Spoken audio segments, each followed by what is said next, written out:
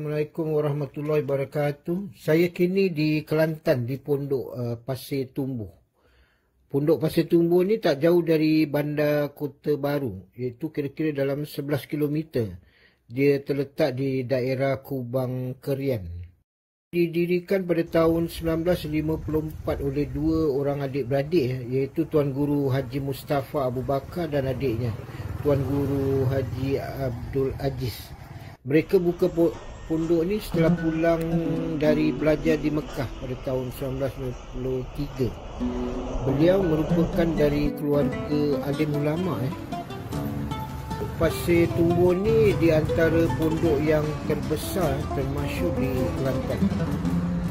Di Kelantan banyak pondok, memang ini tempat banyak pondok. Kalau di Indonesia dipanggil pesantren.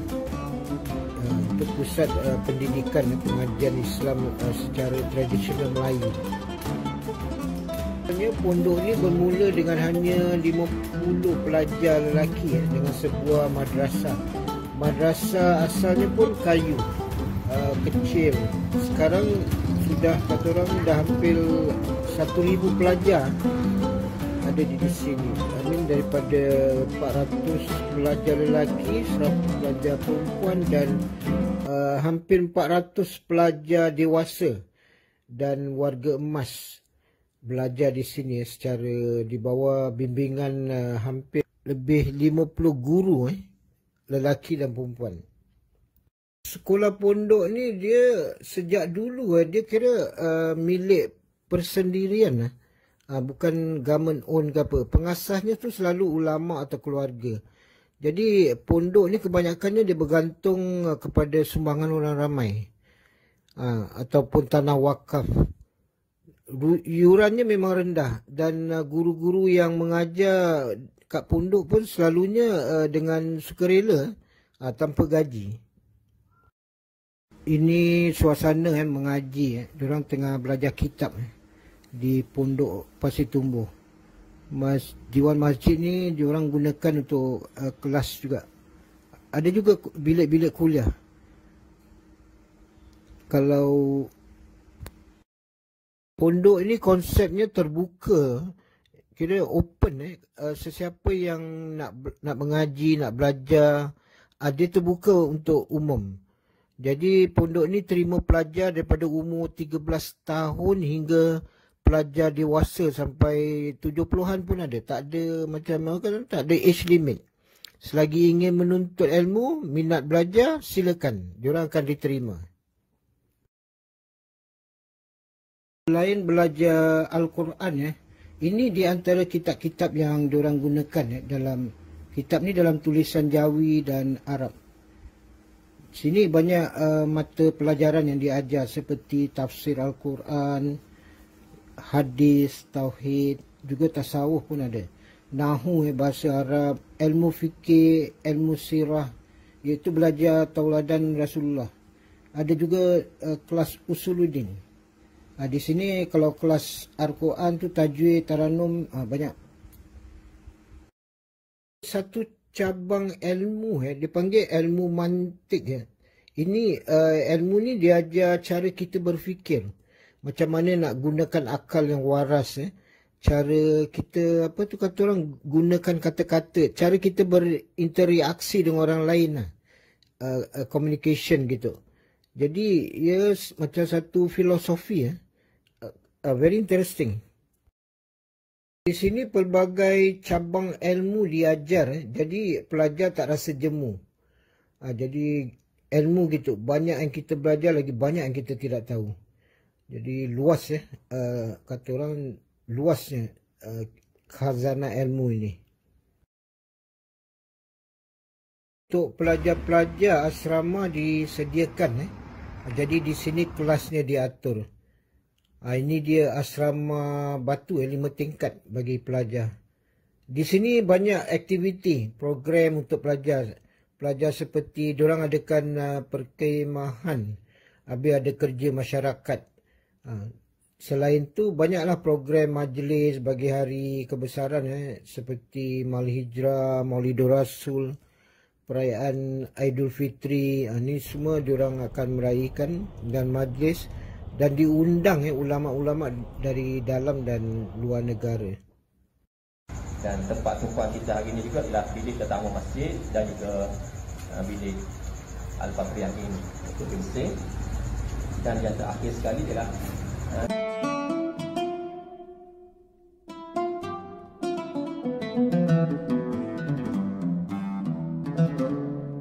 ini menarik. Dekat sini masih terdapat pondok lama.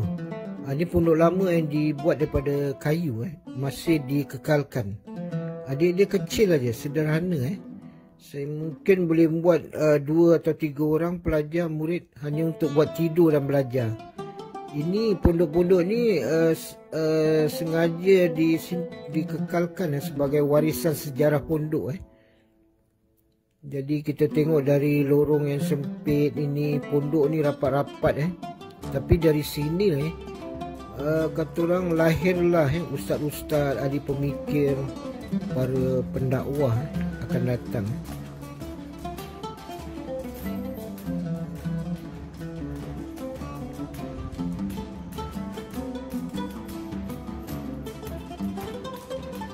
Bila nak belajar, cukup dengan hanya kata orang meminta izin dari guru atau pihak sekolah untuk belajar.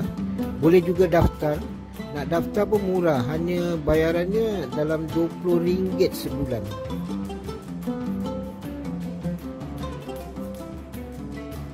Uniknya sistem di sini pelajar diberi kebebasan.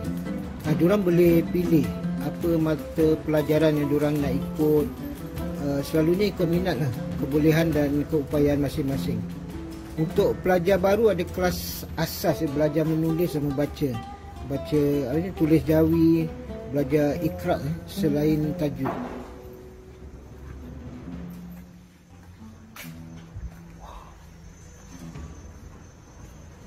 Pelajar baru tu akan akan ditunjuk ajar asalkan dia mau belajar. Di sini tidak ada had umum untuk belajar.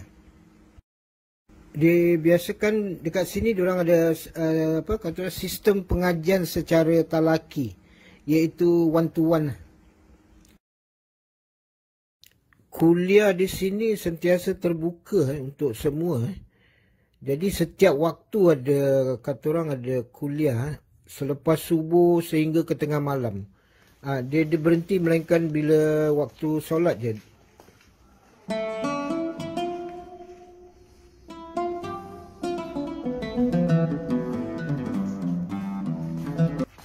Di sini juga diorang diajar cara pergaulan sosial mereka, seperti gaya perbualan, komunikasi, cara pakaian diorang tu.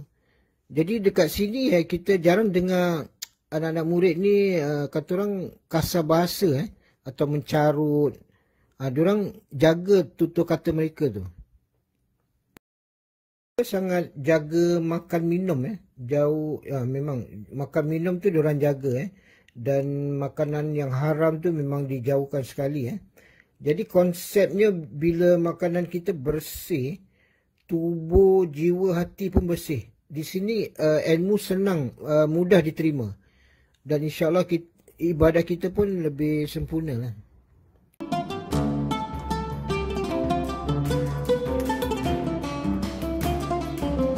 Lalu banyak perubahan. Jadi diorang masih kekalkan pondok tradisional. Ada juga asrama moden, rumah, bilik guru, pejabat, perpustakaan, kantin, dewan, lengkap jugalah.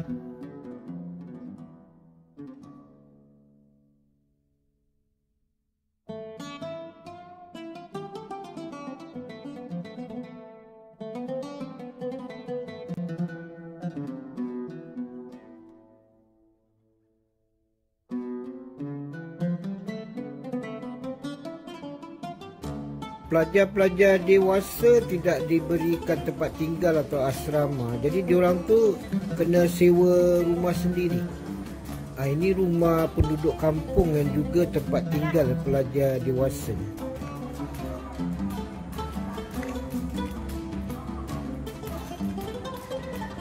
Dekat sini kita nampak orang kampung diorang tu ikut kuliah dari rumah. Rumah diorang tu dekat dengan masjid. Jadi diorang ikut belajar dengan speaker.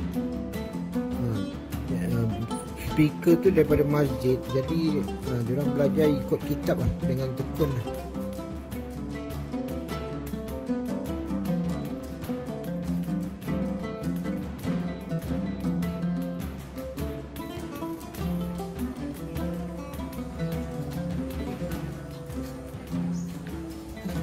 Belajar di sini bukan hanya dari kata orang tempatan, daripada orang tempatan. Ada yang datang dari luar negeri. Ada dari Thailand, Kemboja, Singapura, Brunei, Indonesia. Diorang datang ke pondok ni untuk belajar. Anak murid di sini jadi kata orang pendakwa, ustaz, pengarang, ada juga yang pulang kampung. Diorang buka pondok masing-masing. Pusat ilmu, sistem pengajian di pondok ni dia tersusun. Jadi pengajian di pondok lebih kata orang menyeluruh. Dia pentingkan kefahaman yang lebih mendalam. Dan selalunya kuliah ni mengambil masa lama. Di sini tidak ada peperiksaan.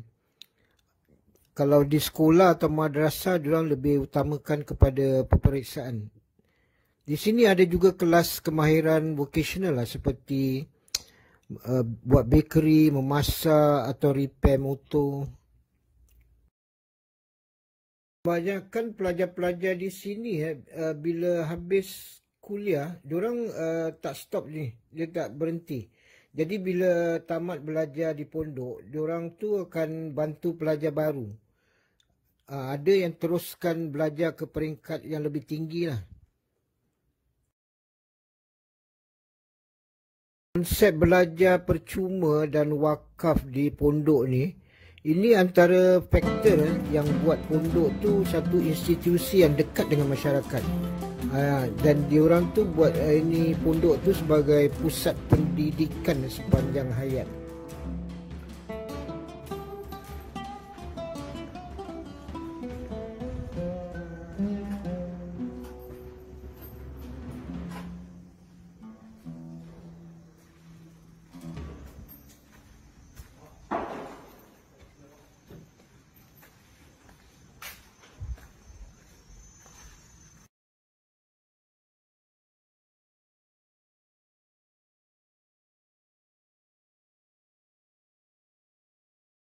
Ialah waktu silih berganti, generasi tukar generasi.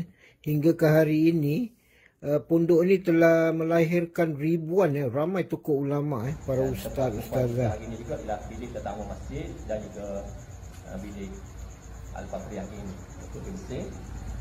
Dan yang terakhir sekali ialah di sini juga menyambung warisan. Ini warisan legasi ulama-ulama yang terkenal seperti Tok Kenali, Tuan Syekh Haji Said dan lain-lain. Ini diorang tu sebagai ahli pemikir intelektual Islam. Sistem dan cara pendidikan di pondok ni, diorang tu berdepan dengan cabaran dari sistem pendidikan moden, dari sekolah agama, madrasah. Jadi pengajian pondok ni kira-kira masih relevan, masih jadi kata orang pilihan ramai ibu bapa. Diorang hantar anak-anak diorang belajar. Dan orang dewasa juga selesa dengan sistem pondok. Untuk diorang mendalami bidang agama demi belajar sepanjang hayat.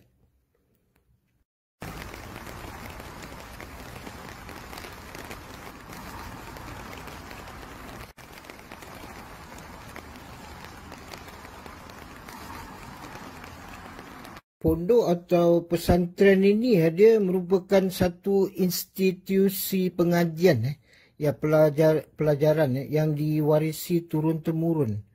Dia merupakan satu khazanah pusaka hingga ke hari ini. Jadi selain kita mencari reda Allah, melahirkan generasi yang cintakan ilmu.